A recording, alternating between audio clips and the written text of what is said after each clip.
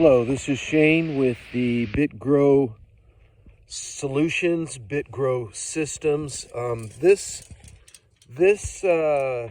comparison is somewhat anecdotal, but this mint was planted last year before winter from a sprig, which would be, something about like that with a little bit of root on it.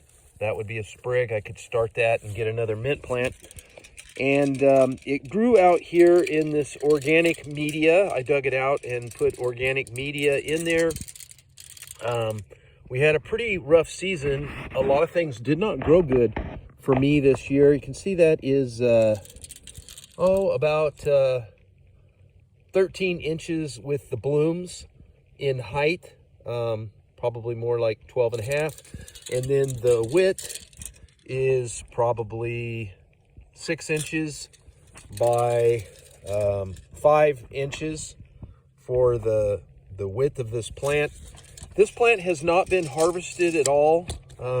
These are the shoots that have come out from it right there, right there.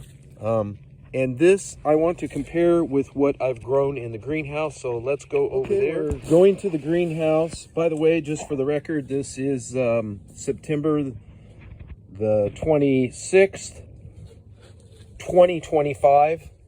This was grown actually in the spring. So the first one I showed you was actually started last year.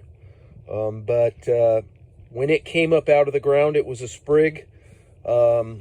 And a plant about the same size as this one. It started off a sprig as well in about April of 2025. Now, mind you, this has been harvested 3 times. I have cut this back, and you can see the evidence of past trimmings and cuttings down here. So this has been harvested 3 times. This is grown in the greenhouse with the BitGrow system, and it also is good, almost 13 inches tall. You will notice that there are no flowers on it, which means the one with the flowers, the leaves are thicker. They're not as tender. So it will still dry and make a good tea, but this one is going to be much better, much higher quality. You can see the leaves are much bigger. They're huge leaves, and we haven't even gone to flower yet. And I could still harvest this in through the fall, and I believe we will be harvesting this again in the winter. And just for size comparison, so this plant is at least 4 times more girth than the others. I can harvest it here, already harvested 3 times, we'll be able to harvest it a 4th time.